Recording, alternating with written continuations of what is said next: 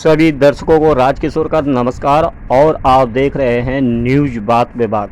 कदवा प्रखंड में इन दिनों जन स्वराज की सभा में उमड़ रही है सैकड़ों की भीड़, चाहे सिकोरना हो या फिर माहीनगर या शिकारपुर का करवाला मैदान।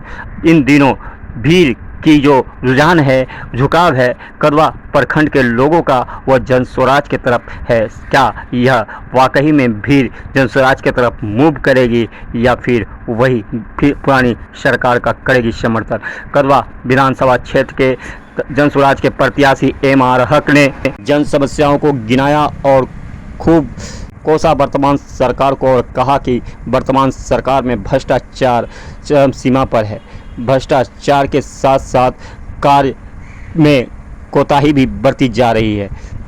जन समस्याएं विकराल रूप से मुंह खड़ी है, चाहे बांध हो, सड़क हो या रोड हो या फिर स्वास्थ्य व्यवस्था। क्या कहते हैं, आइए सुनते हैं जनसभा को संबोधित करते हुए एम.आर. हक। देखते हैं ग्राउंड जीरो से रिपोर्ट में।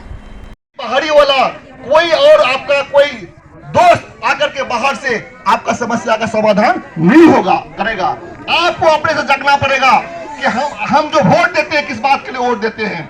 आज देखिए कि मीनापुर से लेकर के दरियापुर तक ये बांध है ना, बीच में क्या आता है, भैंसबंदा आता है, बीच में रतनपुर आता है, शेखपुरा आता है, अलापनगर आता है, बालूगंज आता है, उसके बाद शिकारपुर आया, ऐसे करते करते सिरोल आया, कहां चला गया, दरियापुर तक। ये बांध जो है मीनापुर से लेकर के दरियापुर तक, ये बांध लगभग 50-60 किलोमीटर का बांध है। लेकिन इसकी स्थिति क्या पता है आपको? आज प्रखंड मोटरसाइकिल कराने के लिए, आय बनाने के लिए, आवासीय बनाने के लिए, जन्म प्रमाण पत्र बनाने के लिए, जब तक आप चढ़ावा नहीं देंगे, जब तक आप रिश्वत नहीं देंगे, आपका काम नहीं हो सकता है। कोई बता सकता है इसमें कि बगैर पैसा दिए हुए किसी का काम आज तक हुआ हो? बताइए कोई भी आदमी। ये ऐसी स्थिति क्यों बनी? आप थाना चले जाओ, थाना में आपको एफआईआर लिखाना हो, आपको किसी ने आपके ऊपर जुल्म किया है, लेकिन उल्टे अगर कोई आपका अपोजिट पार्टी अगर दबंग है तो उल्टे आप ही के ऊपर एफआईआर लिखा जाएगा। और जो गरीब है और जो मजलूम बनकर के ठोकर खाता है, न्याय के लिए चक्कर लगाता है, उसका कोई सुनने वाला नहीं है। ये स्थिति हमारे इलाके में हो गई है।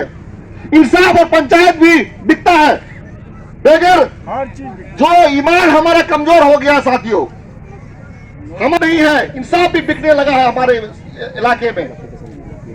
अब जरूरत इस बात के साथियों कि हम लोग आज हमारा पूरे इलाके में, पूरे कदवा प्रखंड में हमारी बच्चियां, हमारे बच्चे जो टहलेंगे, क्या वो अशिक्षित बनेंगे और वो दिल्ली पंजाब जाकर के, वहां जाकर के, हरियाणा जाकर के वो बोल्डर का काम करेंगे, वो जाके सरिया ढोएंगे और फिर उसकी लाश यहाँ पे आएगी। ऐसा होता है कि नहीं होता है?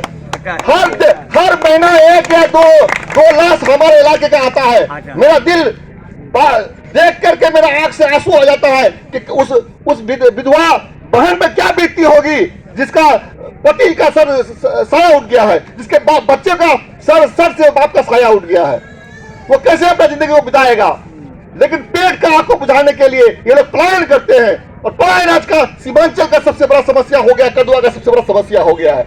मैं नाजीपुर गांव गया था कुछ दिन पहले, कोई युवा हमको नहीं रहा, बुजुर्ग थे, सारा युवा कहां चला गया बोल रहे, दिल्ली में चला गया, पंजाब चला गया, हरियाणा चला गया, महाराष्ट्र चला गया।